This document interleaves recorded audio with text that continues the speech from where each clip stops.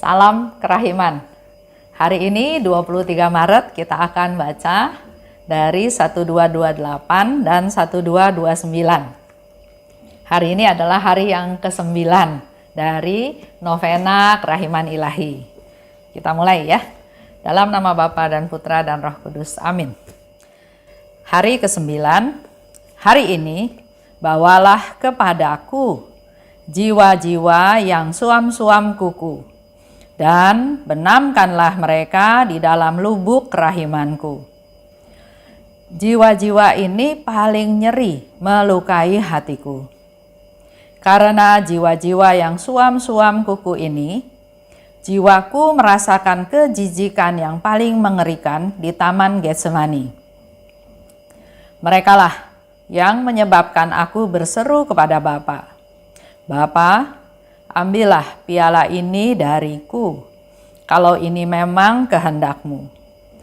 Bagi mereka, harapan terakhir untuk selamat adalah berlari kepada kerahimanku. 1229. Yesus yang Maha Rahim, Engkau adalah Sang Kerahiman itu sendiri. Aku membawa jiwa-jiwa yang suam-suam kuku ini ke kemah hati-Mu yang Maha Rahim. Dalam api kasih-Mu yang paling murni ini, biarlah jiwa-jiwa yang beku ini, yang seperti mayat ini, yang dipenuhi dengan kejijikan ini, dapat dihidupkan kembali. Oh Yesus yang Maha Rahim, tunjukkanlah kerahiman-Mu yang Maha Kuasa, dan tariklah mereka ke dalam nyala kasih-Mu. Limpahkanlah atas mereka karunia kasih yang kudus, karena bagi kuasa-Mu tidak ada hal yang mustahil. Api dan es tak dapat berpadu, entah api yang mati, entah es yang leleh. Tetapi berkat kerahiman-Mu, oh Allah, Engkau dapat memulihkan dalam diri semua orang apa saja yang sudah hilang. Bapa yang kekal, arahkanlah tatapan mata-Mu kepada jiwa-jiwa yang suam-suam kuku, yang bagaimanapun sudah direngkuh dalam hati Yesus yang Maha Rahim. Bapa kerahiman, berkat sengsara putra-Mu yang pedih, dan berkat sakratul mautnya selama 3 jam di kayu salib, aku mohon kepadamu, biarlah mereka pun memuliakan lubuk kerahiman-Mu. Ini novena kerahiman ilahi hari ke-9, hari terakhir ya. Yesus minta, bawalah kepadaku jiwa yang suam-suam kuku. Apa yang dimaksud dengan suam-suam kuku? Apakah kita termasuk dalam kelompok ini? Dan benamkanlah mereka di dalam lubuk kerahimanku. Bawa dan benamkan mereka. Nah, siapa yang dimaksud dengan jiwa yang suam-suam kuku? Kalau kita baca dari Alkitab, di kitab Wahyu 3 ayat 15-16. Di situ dikatakan antara lain ya, Engkau tidak dingin, tidak panas. Aku akan memuntahkan engkau dari mulutku. Orang-orang yang tidak dingin, tidak panas. Apakah kita termasuk di dalam kelompok ini? Tuhan katakan, aku akan memuntahkan engkau dari mulutku. Kenapa? Kenapa Yesus minta kita berdoa buat jiwa yang suam-suam kuku? Karena ternyata jiwa-jiwa ini paling nyeri melukai hatiku. Dari semua jiwa-jiwa yang ada, Yesus katakan hari ini bahwa jiwa-jiwa ini yang paling nyeri melukai hatiku. Karena jiwa yang suam-suam kuku inilah yang menyebabkan Yesus berkata kepada Bapa, kalau bisa piala ini lewat daripadaku. Karena jiwa-jiwa yang suam-suam kuku inilah yang menyebabkan Yesus merasakan, dia katakan, jiwaku merasakan kejijikan yang paling mengerikan di Taman Getsemani. Tuhan nggak suka sama orang yang suam-suam kuku. Tadi dikatakan di Wahyu, aku muntahkan, ya. Yang tidak dingin, tidak panas. Contohnya orang-orang yang barangkali nggak punya pendirian, yang nggak menentu. Hari ini bilang iya, besok bilang tidak. Hari ini bilang tidak, besok bilang iya. Yang berubah-berubah, yang ragu-ragu, yang labil, yang nggak punya prinsip. Karena mungkin yang mereka cari adalah hal yang menguntungkan buat dia.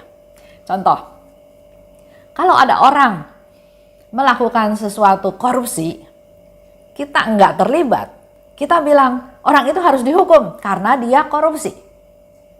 Tapi kalau kita terlibat di dalamnya, maka pendirian kita berubah. Bukan suruh dihukum, tapi maklumkanlah dia karena dia butuh. Jadi itu orang yang tidak punya prinsip, yang selama itu menguntungkan dirinya sendiri, maka dia membuat jawaban atau tingkah laku atau tindakan yang berubah-ubah. Orang-orang ini nggak bisa diandalkan karena nggak punya integritas, nggak punya kesungguhan, ya. Orang yang berubah-ubah, sehingga dikatakan tidak dingin, tidak panas. Contoh jiwa yang suam-suam kuku. Kalau kita lihat dari diary-nya Suster Faustina. Orang yang tidak percaya kepada hati Yesus. Terutama jiwa-jiwa yang sudah dipilih Tuhan. Jiwa-jiwa terpilih tapi dia nggak percaya sama hati Yesus. Jiwa-jiwa ini akan celaka. Itu ada di nomor 50. Yang suam-suam kuku juga orang yang acuh tak acuh terhadap Tuhan. Itu ada di 284. Kadang pelayanan, kadang enggak. Kadang melayani dengan baik, kadang ngambek, kadang marah. Jadi labil. Juga orang yang tidak tahu terima kasih. Tuhan juga beberapa kali dalam diary mengatakan bahwa hatinya dia sakit. Karena ada banyak jiwa, terutama jiwa yang terpilih, yang tidak tahu terima kasih. Itu ada di 698. Ada juga jiwa yang dingin, yang kaku, yang beku seperti batu, yang masa bodoh dengan keadaan sekitar, dengan orang-orang di sekitar yang susah, yang perlu dibantu. Dia kayak batu, dingin, cuek, masa bodoh. Nggak pernah melihat sekeliling, nggak pernah melihat keadaan sekitar, tapi yang jadi fokus adalah dirinya sendiri. Itu ada di 1284. Di 1385, yang meninggalkan Yesus dan sibuk dengan hal-hal lain. Kita tidak mengutamakan Tuhan, kita sibuk dengan yang lain dan melupakan Yesus. Ada seorang bapak, ya, waktu itu saya ajak dia ke gereja karena memang dia sudah Katolik. Dia bilang, nanti aja Bu, nanti kalau udah tua. Sekarang tugas saya cari uang dulu, katanya gitu, ya. Nah, ini mungkin lihat sekelebat betul, tapi selain jasmani kita, rohani kita juga harus dikasih makan. Atau ada di 287, jiwa yang mengabdi Tuhan tapi kurang percaya. Kurang percaya pada Tuhan. Orang-orang ini yang kalau ada di tengah pertempuran biasanya mundur, biasanya kalah.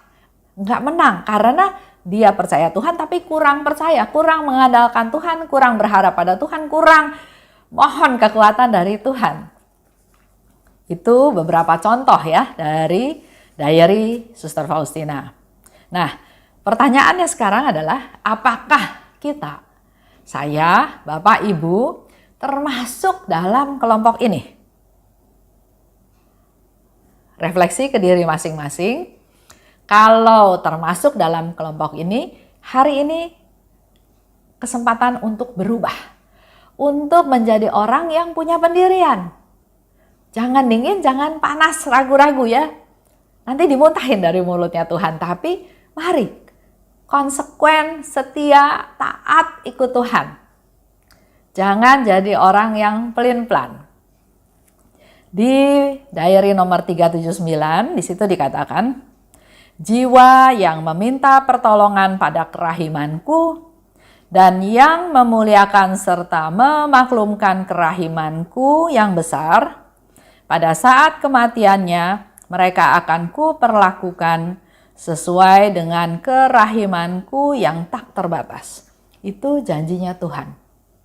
Jadi mari kita-kita yang lemah, yang papa, yang berdosa, yang suam-suam kuku, kita minta pertolongan pada kerahiman Tuhan. Kita memuliakan kerahimannya, kita memaklumkan kerahimannya, supaya nanti suatu hari kalau kita harus mati, maka Yesus janjikan, ku perlakukan sesuai dengan kerahimanku yang tidak terbatas. Nah, sekarang dalam masa Prapaskah ya, mari kita relakan hati kita yang keras ini, kita persembahkan kepada Tuhan. Kemarahan, sakit hati, dendam, banyak hal-hal yang negatif serahkan pada Tuhan. Mari kita manfaatkan masa Prapaskah ini masuk ke dalam pertobatan. Seperti yang Suster Faustina katakan ya, di 1339. Di situ dia bilang, Engkau Allah telah memalingkan tatapan kudus-Mu dari para malaikat yang memberontak dan mengarahkannya pada manusia yang bertobat. Jadi pandangan mata Tuhan yang tadinya menatap malaikat-malaikat yang memberontak, sekarang pandangan matanya diarahkan pada manusia yang bertobat. Pada kita-kita semua yang datang pada Tuhan untuk bertobat, mengakui kelemahan kita, mengakui kesalahan kita. Inilah momen yang paling bagus ya, dalam masa Prapaskah, masa penuh rahmat. Itu sedikit cerita tentang orang yang suam-suam kuku. Kita lanjut dalam doa ya. Sebelum masuk ke doa, di sana Yesus juga katakan, bagi mereka harapan terakhir untuk selamat adalah berlari kepada kerahimanku. Harapan terakhir untuk kita semua selamat. Mari kita berlari kepada kerahimannya Tuhan. Seperti yang tadi sudah dikatakan di 379. Jiwa-jiwa yang minta pertolongan Tuhan ya, dan memuliakan serta memaklumkannya, Tuhan akan bela kita pada saat kematian kita. Itu yang paling penting. Hidup ini sementara. Sering orang lupa yang menjadi fokus adalah hidup sekarang. Hidup nanti setelah kematian, orang Sunda bilang kumaha engke, gimana nanti ya. Sehingga banyak orang dalam masa pandemi ini aja banyak yang korupsi di bidang Kementerian Sosial, di Kementerian Kemaritiman, juga yang saya baru dengar sekarang di Dirjen Pajak. Kan wajarnya kita sebagai warga negara membayar pajak sesuai dengan kewajiban kita. Pajak itu dipakai untuk membiayai operasional negara, untuk kesejahteraan kita semua. Apalagi dalam masa pandemi, kita harus lebih peduli karena banyak sekali orang yang kehilangan pekerjaan, yang nggak punya cukup uang untuk hidupnya sehari-hari. Tapi karena yang dipikirkan adalah masa sekarang, saya harus kaya, ini kesempatan bagus, saya harus dapat uangnya untuk bekal saya nanti besok-besok. Jadi pikirannya sekarang. Dia nggak berpikir bahwa setelah mati, kehidupan nanti yang akan datang itu bagaimana? Karena semua itu harus dia pertanggungjawabkan. Lanjut ya. Di 1229. Ini Suster Faustina mengajak kita semua berdoa pada Yesus. Yesus yang Maha Rahim, Engkau adalah Sang Kerahiman itu sendiri. Aku membawa jiwa-jiwa yang suam-suam kuku ini ke kemah hatimu yang Maha Rahim. Kita berdoa, kita membawa jiwa-jiwa yang suam-suam kuku. Termasuk kita juga kalau kita termasuk dalam kelompok ini. Dalam api kasih-Mu yang paling murni ini, biarlah jiwa-jiwa yang beku ini, yang seperti mayat ini, yang dipenuhi dengan kejijikan ini, dapat dihidupkan kembali. Dengan jelas, Suster Faustina katakan jiwa yang suam-suam kuku itu adalah jiwa yang beku, yang keras, yang nggak peduli orang lain. Kadang ada ya satu teman saya, dia keras memegang prinsip, hukum, aturan. Memang ada aturan, tapi kalau hanya melulu aturan, hukuman tanpa melihat sebabnya, itu nanti bisa menjadi sesuatu yang jadinya kejam. Contoh ya, nggak boleh mencuri. Kalau mencuri, tangannya dipotong. Dan orang itu mencuri. Buat teman saya, nggak salah. Saya udah kasih peringatan. Jadi kalau dia mencuri, saya potong tangannya. Nah, jadi kejam kan? Kejam ya. Kita harusnya berbelas kasih, kita harusnya cari tahu kenapa dia sampai mencuri, dan seterusnya. Lanjut lagi, orang yang seperti mayat. Orang yang seperti mayat, orang yang nggak punya pikiran, nggak punya perasaan, nggak peduli sama sekitar. Juga yang dipenuhi dengan kejijikan, banyak berbuat dosa. Janji nggak ditepati, ya itu karena pelin-pelan itu ya. Selama itu menguntungkan, saya bilang oke. Selama nggak menguntungkan, saya bilang nggak oke. Nah, hal-hal ini kan merugikan orang lain. Tapi Suster Faustina dengan kerendahan hatinya, dengan kepeduliannya, dengan kasihnya minta pada Yesus, Yesus mohon jiwa-jiwa yang suam-suam kuku ini dihidupkan kembali. Enggak jadi seperti mayat, enggak kaku, enggak keras, dihidupkan kembali. Tunjukkanlah kerahiman-Mu yang maha kuasa dan tariklah mereka ke dalam nyala kasih-Mu. Biar Tuhan Yesus yang memeluk dia, yang menghangatkan dia, yang menghidupkan dia kembali. Limpahkanlah atas mereka karunia kasih yang kudus, karena kuasa-Mu tidak ada yang mustahil. Memang api dan es katanya nggak bisa bersatu ya, bisa api yang mati atau es yang mencair. Tapi berkat kerahiman-Mu dapat memulihkan dalam diri semua orang apa yang sudah hilang. Kasih yang hilang, perasaan, kepedulian ini bisa dihidupkan kembali. Itu yang menjadi doanya Suster Faustina. Dan doa kita semua bersama-sama diajak oleh Suster Faustina berdoa kepada Bapa. Bapa yang kekal, arahkanlah tatapan mata-Mu kepada jiwa yang suam-suam kuku ini, yang bertobat ini. Yang bagaimanapun jiwa-jiwa itu sudah direngkuh dalam hatinya Yesus. Berkat sengsara Yesus dan berkat sakratul mautnya, aku mohon kepadamu, biarlah mereka pun memuliakan lubuk kerahiman-Mu. Jadi dalam hal ini kita tidak boleh menghakimi orang-orang tersebut. Tapi justru kita bawa dia kepada Tuhan untuk dihangatkan kembali, dihidupkan kembali, disembuhkan kembali. Kita rangkul, dibawa kepada Tuhan. Demi apa yang dipanjatkan oleh Suster Faustina kepada Bapa?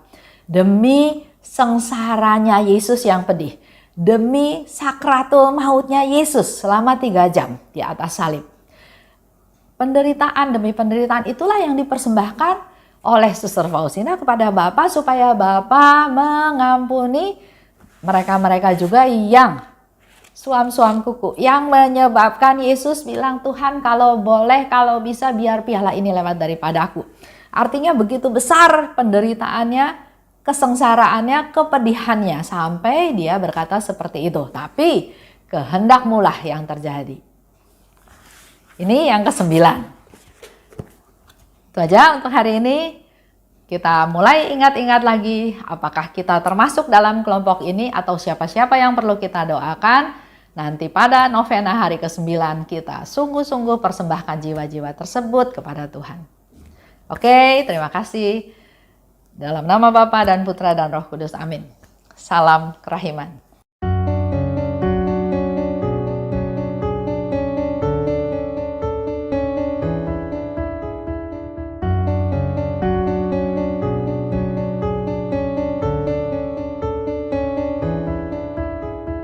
Mengapa Engkau membiarkan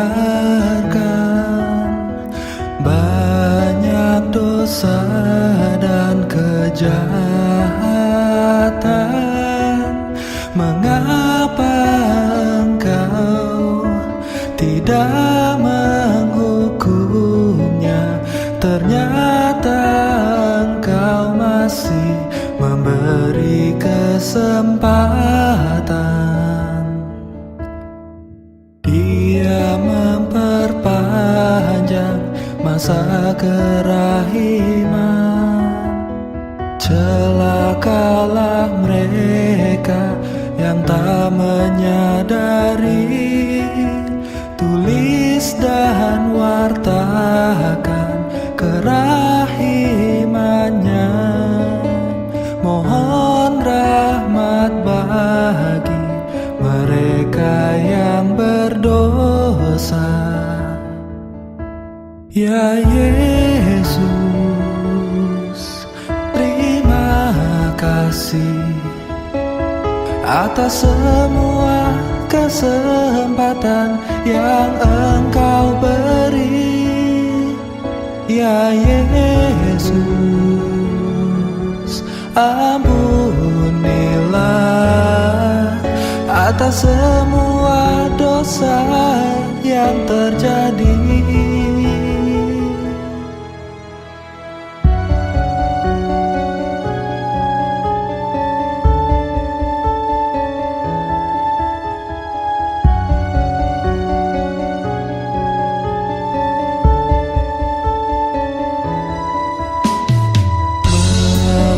Mengapa Engkau membiarkan banyak dosa dan kejahatan? Mengapa Engkau tidak menghukumnya? Ternyata Engkau masih memberi kesempatan. Dia memperpanjang masa kerahiman. Celakalah mereka yang tak menyadari. Tulis dan wartakan kerahimannya. Mohon rahmat bagi mereka yang berdosa. Ya Yesus, terima kasih atas semua kesempatan yang Engkau beri. Ya Yesus, ampunilah atas semua dosa yang terjadi. Ya Yesus, terima kasih atas semua kesempatan yang Engkau beri. Ya Yesus, ampunilah atas semua dosa yang terjadi.